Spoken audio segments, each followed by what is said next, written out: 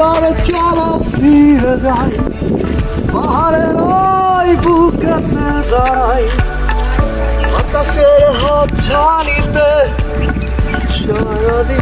আমি আছি এখন নেত্রকোনা পাঁচগাঁও কলমাকান্দাতে।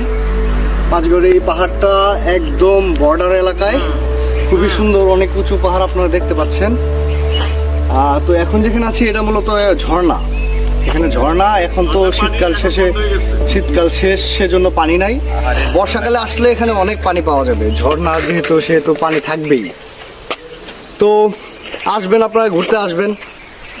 একসাথে আসলে আসলে পাহাড় বলেন বা নতুন কোনো জায়গায় একসাথে একটু কয়েকজন মানুষ বেশি আসলে মজা হয় বেশি, কারণ সবাই সিকিউর ফিল করে। আর যদি একা বা দুজন আসা যায় তাহলে একটু মনের ভিতরে একটা খারাপ লাগা কাজ করে যে আরে কি নতুন জায়গায় যাচ্ছি কি না কি হয় আবার সো চেষ্টা করবেন এইসব এরিয়াগুলোতে একটু গ্রুপ করে আসার